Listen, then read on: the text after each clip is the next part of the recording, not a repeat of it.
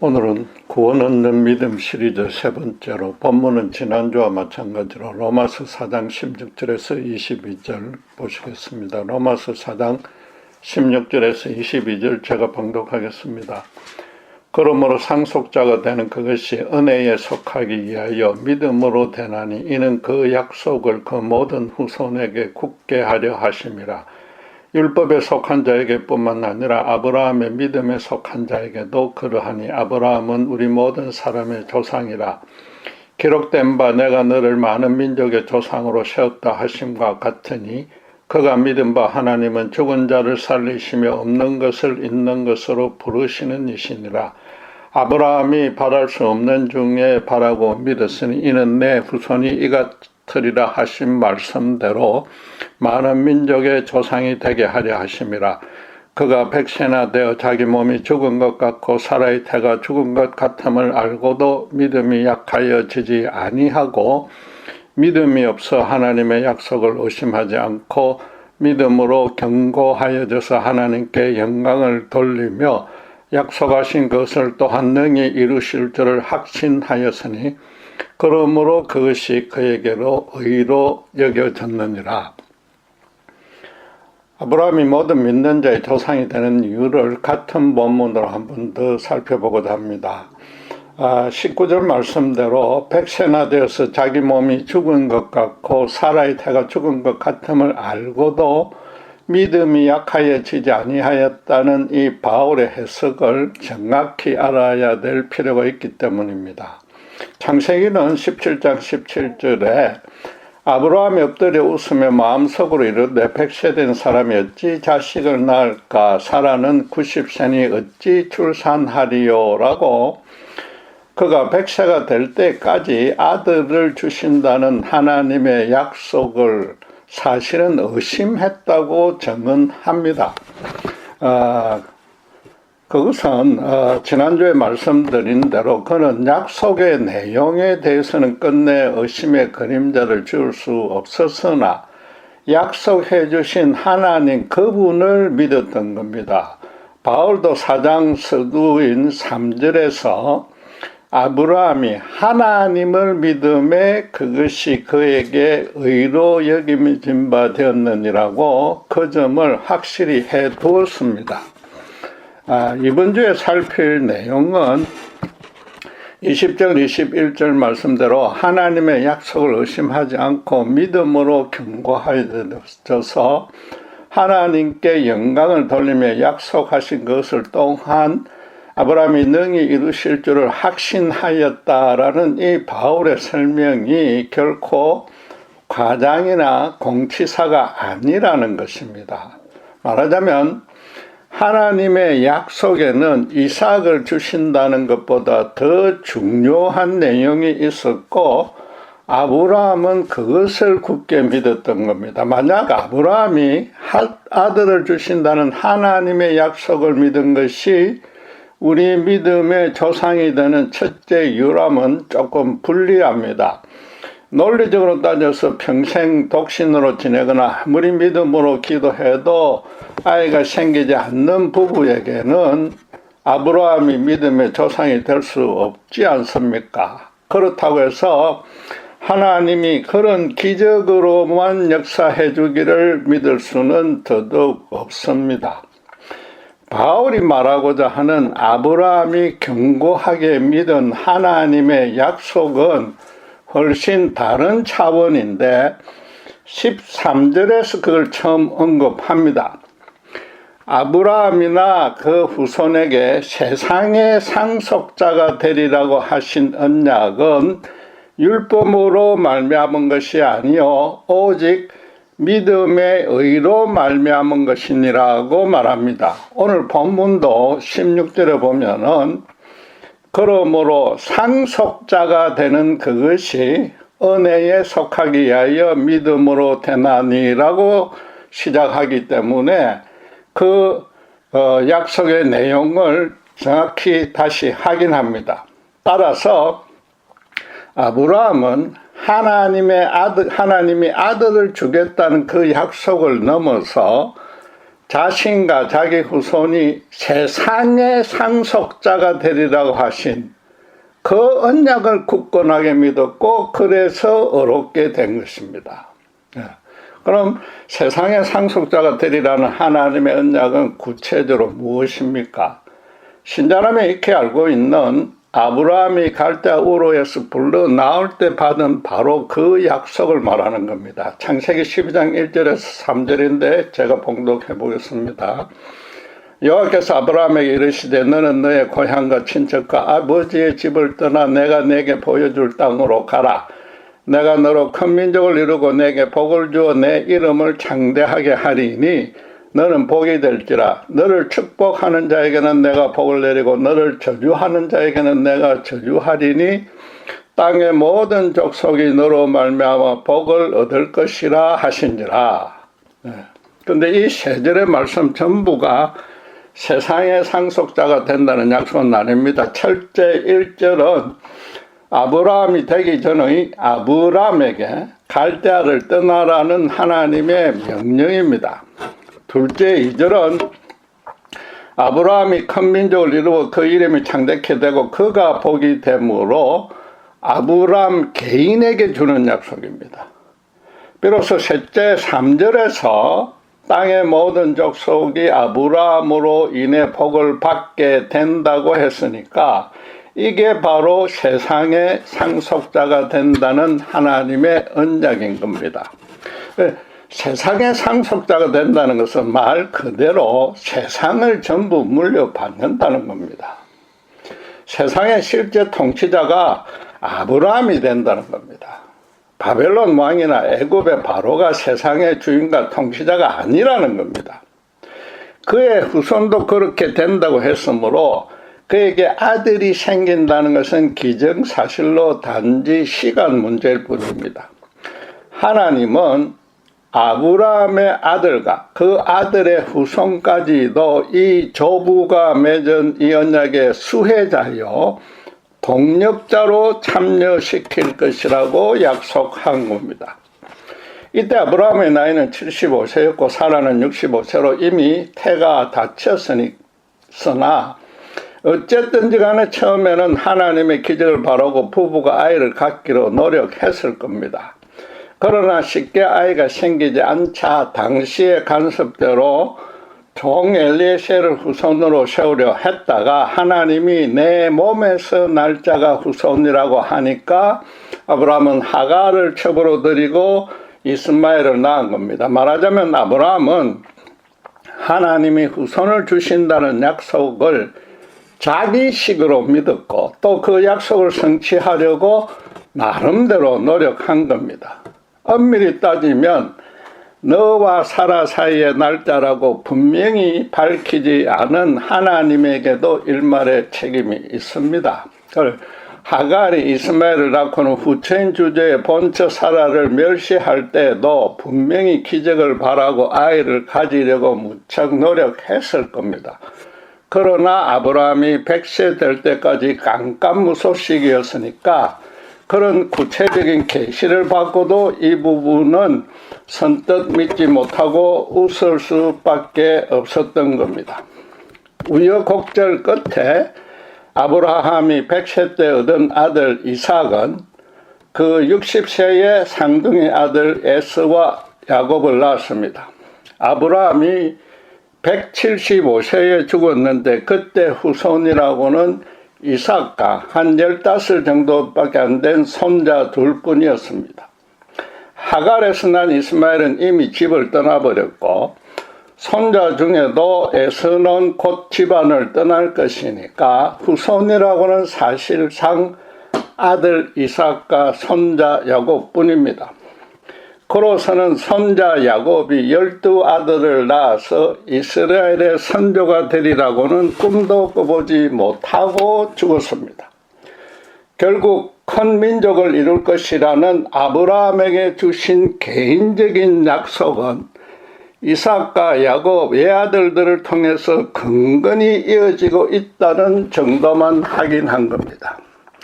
결국 출애굽 때에 야곱의 후손들이 200만 가량의 큰 민족은 되었으나 여전히 당시로서는 약소한 나라였을 뿐입니다.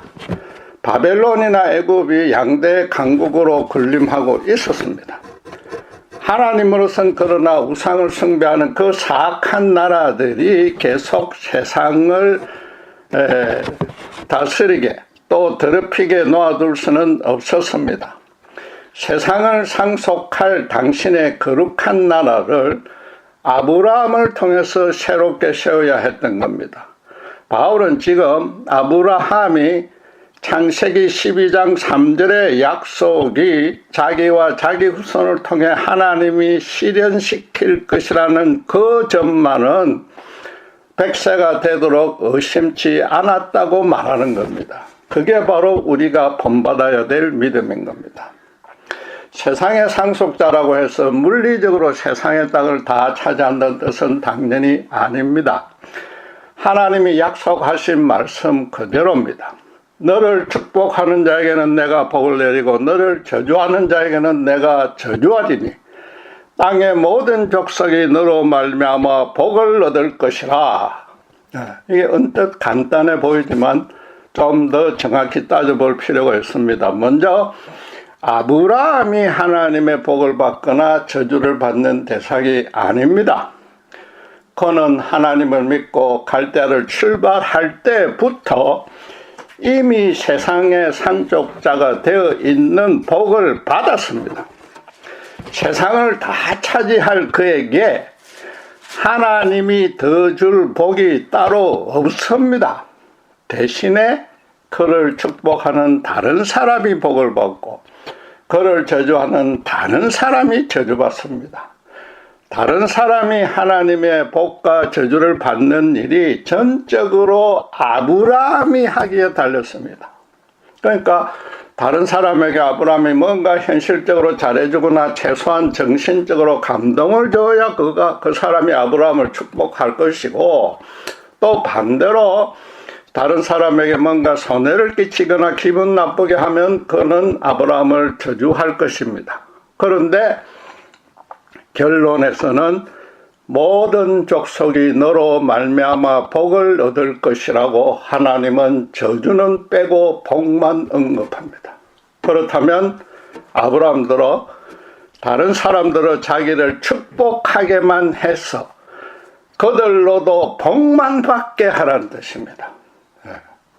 아브라함이 현실적으로 가난한 사람들을 도울 만한 처지는 안 됩니다. 미국에 이민 온 우리 1세도 우리 생존에만 급급하지 2세, 3세가 되어야 비로소 미국 주류 사회에 유익을 끼칠 수 있지 않습니까?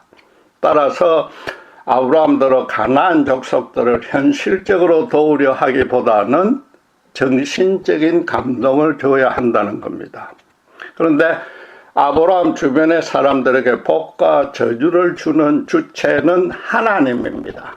따라서 다른 에게 단순히 잘해주기보다는 반드시 자기 배후에 여호와 하나님의 의로운 역사가 있다는 사실을 그들로 알게 하라는 뜻입니다. 계속 강조하듯이 역시 여호와 하나님을 믿고 따르시는 분은 뭔가 달라도 다르네요. 그런 말을 들어야 한다는 겁니다.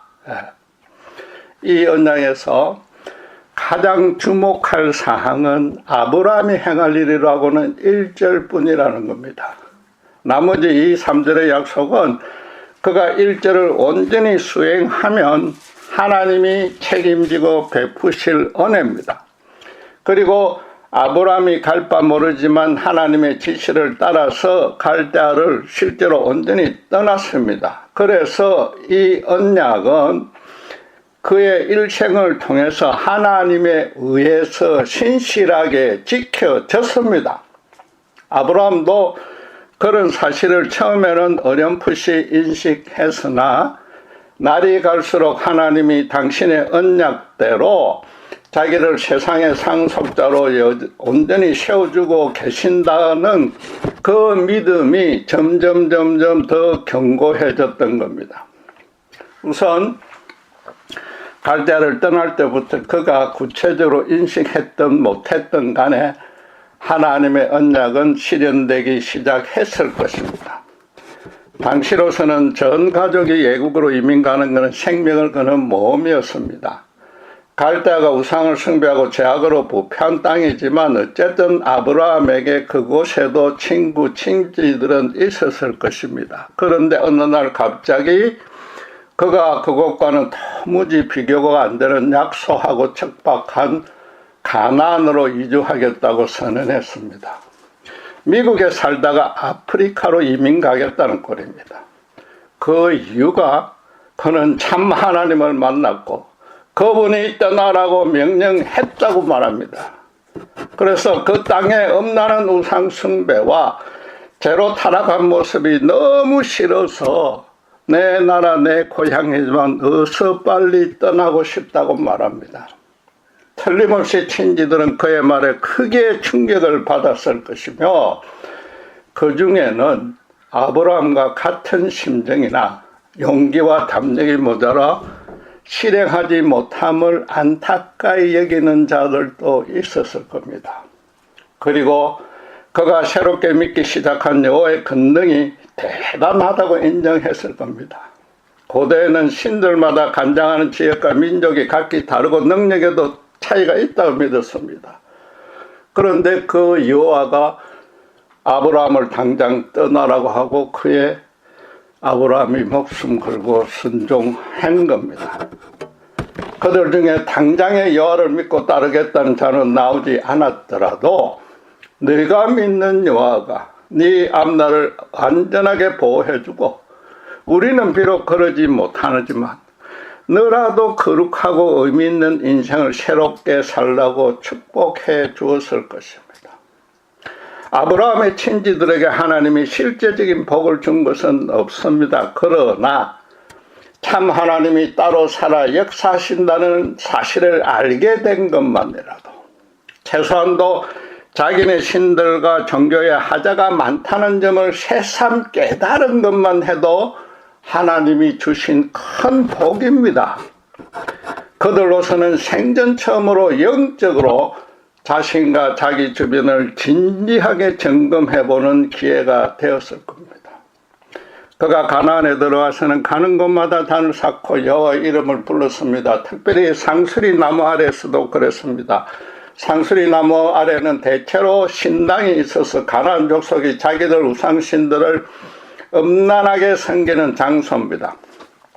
아브라함은 가나안 족속들로부터도 자기들 제사에 참여하라는 초대를 받았을 것이나 정중하게 거주라고 자기가 믿는 여호와께만 예배 드렸습니다. 그런데 가나안 족속들이 보기에 아브라함의 제사는 이해하기 어려웠을 겁니다. 거창한 신상이나 화려한 제단과 장식은 하나도 없고 신탁의 주술은 물론이고 엄주 가무가 따르지 않습니다. 다듬지 않은 돌을 몇 개 쌓아놓고 하나님께 엎드려 간절히 기도만 합니다. 그러나 그 분위기는 너무 경건했고 제사 드리는 동안과 끝난 후에 아브라함의 얼굴에 평강과 기쁨이 흘러 넘쳤을 겁니다. 자기들 신전 근처에서 다른 신에게 제사 드리니까 야단치고 금지시키고 싶었을 것이나 그 예배가 아주 경건했고 평소에 그의 인품과 행동 거지가 흠잡을 데 없었기 때문에 그를 엄두가 나지 않았을 겁니다. 그의 예배를 곁에서 보는 자기들 심령마저 깨끗해지고 깨끗해지는 느낌도 받았을 겁니다. 그가 믿는 신의 권능이 자기들에게도 어렵게 역사하니까 아주 신기하게 여겨졌을 겁니다. 자기들은 아무리 열성적으로 제사를 드려도 평강은커녕 오히려 허무하기만 했다는 사실도 비로소 깨달았을 겁니다. 나중에 갈멜산에서 바알과 아세라 선지자 850명이 여호와의 참 선지자 엘리야 한 명에게 무참하게 패배했듯이 말입니다. 그러다가 큰 기근을 만나자 애굽으로 넘어가서는 자기가 살려고 아내를 바로의 할렘에 차출당하는 너무나 큰 잘못을 범했습니다. 그런데 동행한 조카 롯과 종들의 생존을 책임져야 하는 입장이라서 바로의 요구를 거절할 수도 없었을 겁니다. 자기 부부만 애굽으로 넘어갔다면 조용히 움직여서 아무 일도 없었을 것이나 몇백 명이 함께 움직이니까 바로의 신하의 눈이 떼인 겁니다. 그의 모든 사정은 물론이고 아브라함의 인간적인 연약함을 아시는 하나님이 바로에게 간섭하여서 모든 일을 정상으로 회복시키고 또 이전보다 더 선하게 결말 지어줬습니다. 살아있는 성으로 숭배받으며 스스로 자기 권력에 취해 있는 바로로서는 자기가 한번 내린 결정을 절대 번복하지 않습니다. 하나님이 그의 심령에 두려움과 경이로움을 아주 강력하게 심어준 겁니다. 바로의 평소의 다른 행보에 놀란 이 신하들도 나중에 그 경위를 전해 듣고는 아브라함의 신이 참신이라고 최소한 자기들보다는 더 강력한 신이라는 사실을 인정했을 겁니다. 그 후에 또 비슷한 상황에서 그랄 왕 아비멜렉에게 아내를 넘겨야 했는데 하나님이 다시 보여줬을 뿐 아니라 태가 다쳤던 그랄 왕의 아내와 여종을 치료해 왕자들을 생산케 해 주었습니다. 두 분 다 아브라함이 행한 일은 하나도 없으나 거꾸로 큰 잘못을 범했는데도 하나님은 그 허물을 씻어 주었습니다.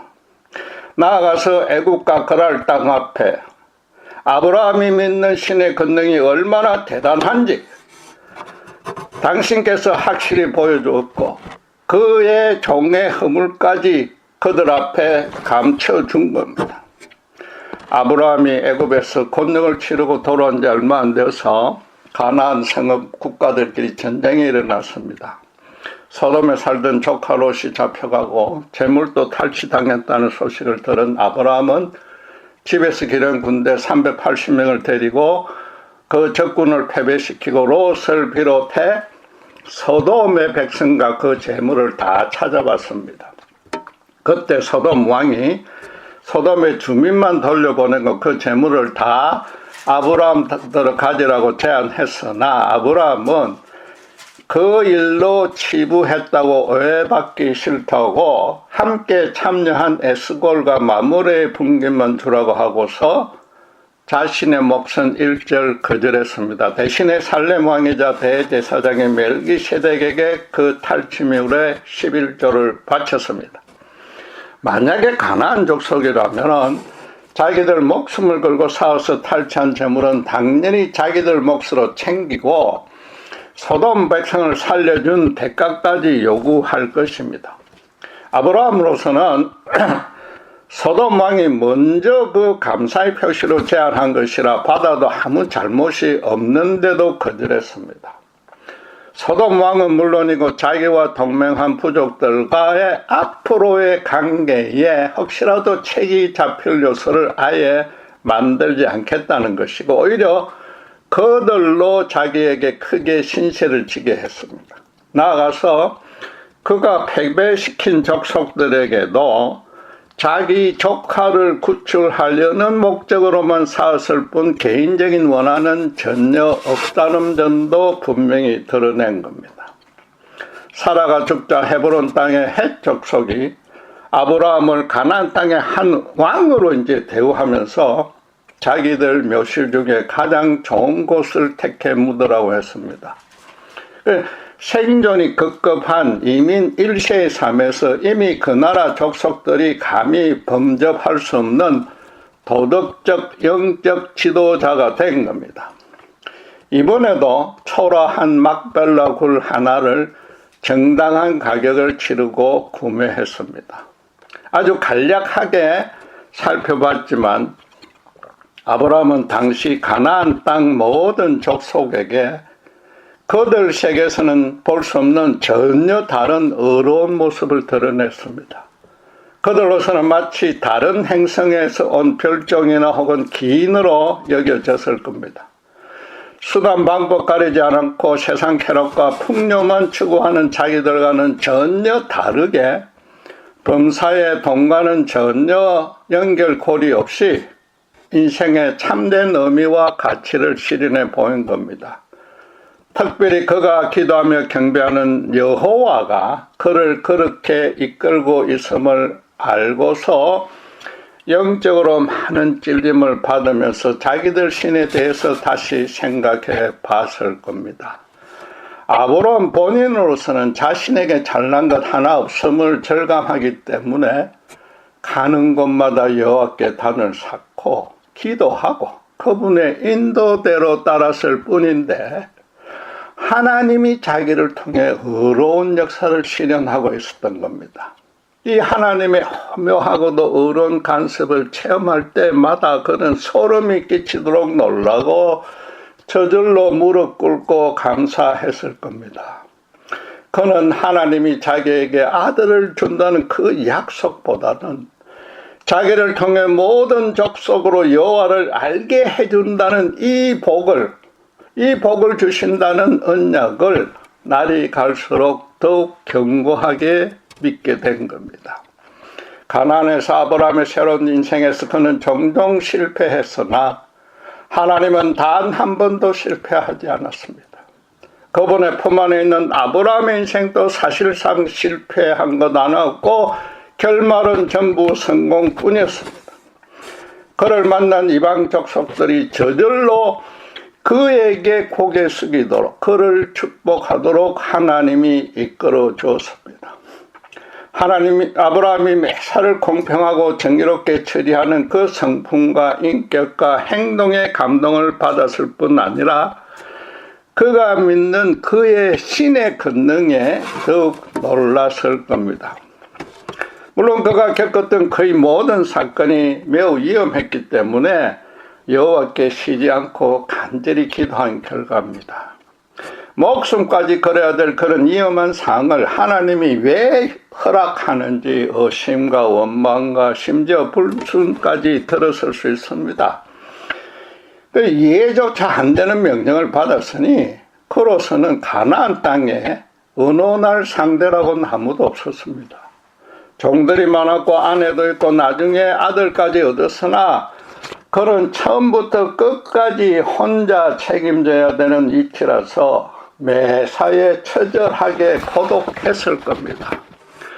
그가 붙들고 씨름할 상대는 하나님 한 분뿐이었습니다. 아니 매사를 그분이 인도하시니까 그분께 불평을 털어놓고 원망하고 일대일로 다퉈가면서 그분의 뜻을 헤아릴 수밖에 없었습니다. 그리고 당장 답을 얻지 못해도 여전히 신과 원망이 남아 있어도 그분의 인도에 순응한 겁니다. 그 결과는 항상 하나님의 영광이 드러났으므로 그는 자신이 정말로 세상의 상속자가 되어 간다는 확신을 얻고서 그분께 영광을 돌려드린 겁니다. 우리가 그의 믿음의 후손이 된다는 것도 타락한 세상에서부터 아브라함과 동일한 언약 관계로 불려놨기 때문에 그와 똑같은 믿음의 여정을 따라가는 겁니다. 여호와가 먼저 그를 찾아와 주셨듯이 사탄에 미혹되어 죄의 노예가 되어 있던 우리의 영혼에 성령이 먼저 간섭하셔서 예수님의 십자가 사랑과 근당 앞에 완전히 엎드리게 하는 은혜를 베풀어 주셨습니다.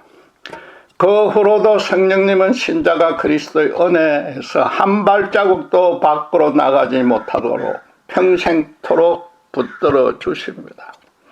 그래서 가장 먼저 그처럼 갈대아의 본토 친척 아비집을 완전히 떠나야만 됩니다. 아브라함이 떠난 갈대아나 다시 살게 된 가나안이나 같이 우상숭배의 땅이자 죄로 타락하기는 똑같습니다. 그러나 갈대아에 남아있으면 아무래도 이전에 여러 인간관계나 현실적 삶에서 연결되는 일이 많아서 새로운 인생을 살기 힘들기 때문에 떠나라는 겁니다. 더 중요하게는 영적으로 사탄에 미혹되어서 죄의 노예가 되어 있는 자리에서 하나님만 주인으로 모시는 완전한 의의 자녀가 되라는 겁니다. 갈 바 모르지만 목숨을 걸고서 하나님의 지시만 따라야 됩니다. 현실적으로 생업을 다 버리고 오직 하나님의 일만 전적으로 행하라는 뜻이 아닙니다. 또 신자는 아무 일 하지 않고 있어도 하나님이 대신 전부 책임져 주신다는 뜻도 아닙니다. 그 뜻은 자기 앞에 한 분 하나님만 있게 하라는 겁니다. 그분 외에 따라가야 될 기준과 일과 능력이 전혀 없게 하라는 겁니다. 십계명의 첫 계명 그대로 여호와 외에는 자기를 주장하고 인도하고 영향을 주는 어떤 존재나 물건이라도 단 하나도 없게 하라는 겁니다. 특별히 이전에 주인으로 모셨던 돈을 그 자리에서 완전히 끌어내리라는 겁니다. 그래서 믿음의 출발과 본질은 하나님 외에는 그 어떤 것에도 그 어떤 선한 의미나 가치나 목적이 없다는 사실을 철두철미 절감하는 겁니다. 물론 신자가 된 뒤로도 현실적 한나는 거치지 않고 하나님만 주인으로 삼아 따라가는 이 삶도 이전에 인간적 본성이 남아서 자꾸 가로막습니다. 그럴수록 어떻게 해야죠? 아브라함처럼 하나님과 1대1의 고독한 영적인 씨름을 해야 됩니다. 신자에겐 돌아갈 본향은 이미 십자가 앞에서 불태웠기 때문에 죽으나 사나 하나님만 붙들어야 됩니다. 그 씨름의 종착지는 어떤 경우에도 예수님의 십자가 은혜 앞으로 되돌아오는 것이어야 됩니다. 그리고 자기의 현재 여건과 일어나는 모든 일을 예수님의 그 보혈의 필터를 통해서만 분별 판단해야 되는 겁니다. 그러면은 자신을 세상의 상속자로 만들기 위해서 하나님이 그 모든 환난과 때로 이해 안 되는 상황에 이끌어 넣었음을 확신하게 됩니다. 하나님이 신자가 아니라 신자 그 본인이 아니라 다른 사람을 복주시기 위해서 이미 온 세상을 차지하고 있는 신자에게 잠깐의 고난을 통해서 그들에게 당신의 사랑과 권능을 증거하라는 겁니다. 죄송하지만 아브라함의 믿음을 본받으라고 하니까 백세의 아들을 주는 초자연적인 기적만 소망합니다. 자기 개인의 현실적 문제와 고난을 하나님이 단번에 뚝딱 해결해 달라는 기도만 합니다. 하나님은 아브라함을 세상의 상속자로 세우려고 불러내고 또 그렇게 평생을 인도했고 그의 후손 또한 그렇게 되도록 하려고 이삭을 준 겁니다. 이삭을 주는 것이 아브라함에 대한 하나님의 최종 목적이 아니고 아브라함은 물론이고 이삭으로 이어지는 후손들로 세상 상속자가 되게 하는 것이 그분의 뜻이었습니다. 그럼 신자도 당연히 세상의 상속자가 되어 있어야 되고 자식들도 그렇게 되게끔 양육하고 있어야만 하나님의 초자연적인 기적을 바랄 수 있는 염치가 더 생길 것 아닙니까? 최소한 자식에게 온전한 믿음을 갖게라도 해야 될 겁니다. 그러나 자꾸 자식을 인류대학에만 보내려고 중학교만 입학해도 믿음 생활을 중지하라고 하면서 어떻게 또 인류대학에 들어붙는 기적을 바랍니까? 거기다가 신자 부모부터 하나님을 이용해서 자신의 현실적 유익만 얻으려는 그런 믿음 생활을 하니까 자식을 믿음 밖으로 더 멀리 밀어내고 있지 않습니까? 세상의 참 주인은 오직 하나님 한 분뿐입니다. 그분을 주인으로 모시는 신자는 삶의 모든 차원에서 그분의 주인 되심과 자신은 그분의 종 되심을 드러내야 됩니다. 나아가 그분을 왕으로 모시는 그분의 공동체를 세상 속에 세워야 됩니다. 계속 강조하지만 아브라함처럼 역시 예수 믿는 분이라 뭔가 다르네요 라는 말을 들어야 됩니다. 신자가 세상 앞에 소금과 빛이 안 되면 세상은 썩고 향방을 놓치고 더욱 타락하게 됩니다. 그런데 그들도 하나님이 없기에 해 아래서 행하는 자기들의 모든 수고가 그저 허망하게 느껴지고 그들의 영혼은 항상 갈급해 합니다. 그래서 신자가 정말로 순전한 믿음으로 가치 있는 삶을 살아가는지 아닌지 예의주시하고 있습니다. 그럼 그들도 그렇게 따라오겠다는 겁니다. 여러분, 신자들은 도덕적, 종교적으로 거창한 일을 하라는 것이 아닙니다. 쉬지 말고 기도하면서 매사에 하나님의 인도에 순응하면 됩니다. 또 주변의 세상 삶에 찌들어서 힘들어하는 이웃이 있으면 먼저 찾아가서 위로하고 하나님의 도움이 임하도록 기도도 해주면 됩니다.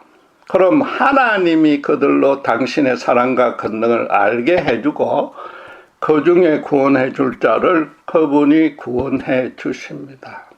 한마디로 우리가 아브라함의 후손이라면은 그의 믿음보다는 그가 받은 약속에 실제로 동참해서 실현하고 있어야 된다는 겁니다.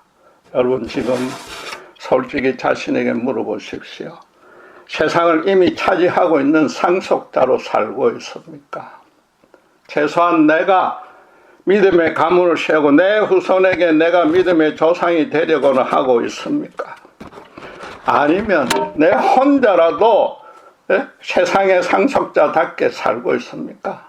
아니, 하나님의 내 인생에 대한 뜻이 무엇인지 알려고 그분과 1대1로 영적인 싸움이라도 하고 있습니까? 기도해 보도록 하겠습니다. 하나님 아버지, 은혜를 감사합니다.